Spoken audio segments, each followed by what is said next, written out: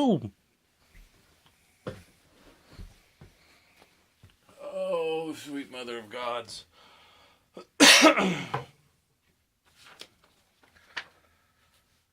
Hello, everyone, and welcome back to Wednesday here on the Pagan Perspective. I am your host, Eric. This week we are talking about Goths and Pagans. I am going to apologize not for the length of this video or the poor video quality, but the fact that there is absolutely no editing whatsoever, title, intro, music, because I am about one video upload away from taking some drugs that make me all retarded so I get to sleep without pain. Let's get to it. This is from Once and Future Goth, and she wanted to say hi. I've been following many pagan YouTube channels for a while now, and I've noticed that a lot of people on these channels seem to have a lot of contempt for the goth culture, something I've noticed in the pagan community overall as well. As a goth myself, I'm somewhat used to the stereotype that goths are teenagers who are angry and depressed and violent and just want everyone's attention, etc. And I'm used to the stereotypes that we are all obsessed with death and the devil, etc. I guess it just seems strange to me that pagans would continue to perpetuate this stereotype when they regularly complain about a very similar stereotype being spread about them. Weirdly enough, the goth community has a similar issue. People always seem to assume that they are Wiccans and Satanists, and so they try so hard to get rid of that stereotype that they end up marginalizing goths who are actually are Wiccans or Satanists.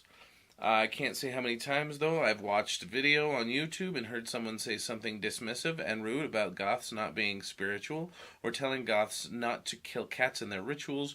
Who would do that? Certainly none of the goths I know, or saying that goths shouldn't do shadow work because they are already really depressed and couldn't handle it. The actual questions this week are, what are our opinions on this phenomenon? Specifically, what can we do as a community, goths and pagans and pagan goths alike, to be more accepting and understanding of each other, regardless of the aesthetic preferences we exhibit outside of circle, and how can we learn not to marginalize each other? Well, there's a lot more follow-up information that she puts in here. She likes, she's in her mid-20s, and lots of other information that you really don't need to know. It's just for us to kind of know where she's coming from. Some of the things that I want to note are that she likes leading by example. She does like to wear black, and that's awesome. I have no problem with people who like wearing black all the time. I have as an aesthetic thing or as a life decision thing, whether it be steampunk, Victorian, gothic, punk, classic, hipster. I don't care how you dress. How you dress is not who you are, but it can be an insight into who you choose to be. So I think it's just as valid as running around wearing flannel all the time and, Chuck Martens. It's kind of the same thing to me. It's just a matter of, it's a fashion choice when it comes to that. At least that's what I understand of the majority of the Gothic movement. Lots of people I have known have gone into it and then decided that it's not for them because it's something that does catch a lot of flack, and there's not a lot I can do about that specifically, except when it comes to me and my behaviors, and that's one of the things that I definitely want to get to is how can we learn not to marginalize each other? We do it one person at a time and try to leave out the generalizations that really do marginalize the people that, as unintended as it may be, trying to single out one or two people from a group because they aren't what you are. The only way to not marginalize anyone else is to do it to ourselves alone. And I guess that's kind of difficult for us as human beings to allow ourselves to be the bottom rung of the social food chain, as it were. What are my opinions on the phenomenon? It sucks, but human beings suck in general, as a general rule. Again, I am generalizing. I have made plenty of generalizations, and will probably continue to do so, sometimes unwittingly and sometimes unwillingly. I will generalize and overgeneralize, and it's a thing where we want to define, but we also want to generalize to make things easier to understand. And sometimes bad things happen and bad things are said, and people are not very good at being good people all the time, especially in large groups.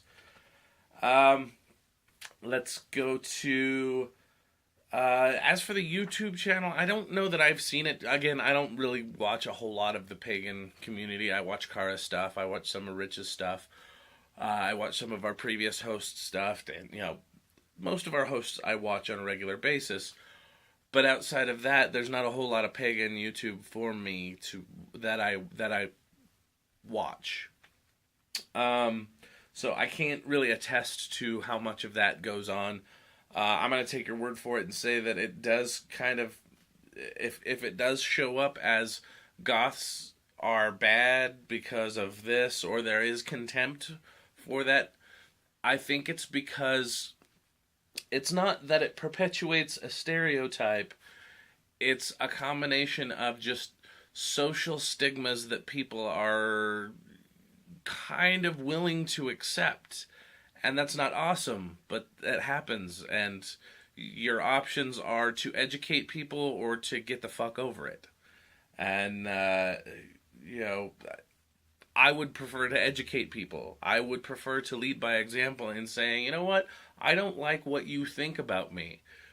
If what you think about me is unfounded, I would like the opportunity to explain to you why it is unfounded. And if you don't like me because I really am a dick to you and I treat you poorly, then feel free to not like me for that reason. But to not like me because I happen to not go to your church, or I happen to not dress the same way you do, or I happen to not listen to the same music you like, that's not a reason to not like someone. That is not a reason to shun someone, even.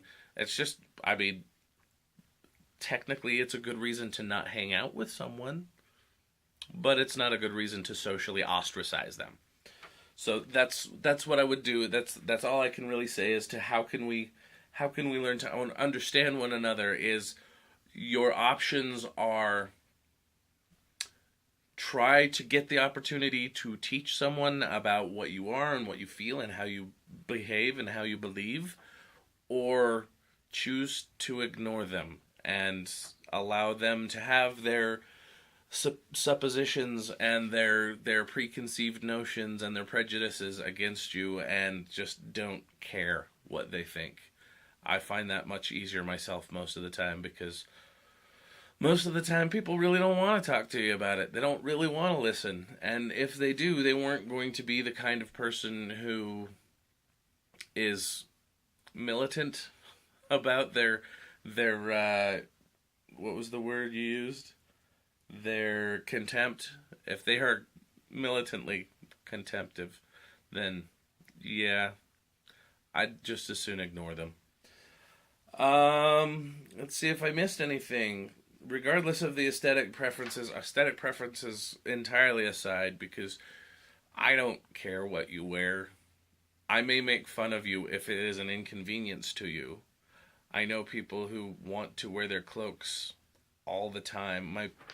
I have a cloak. I wear it when I know that it's going to be appropriate and not in my way.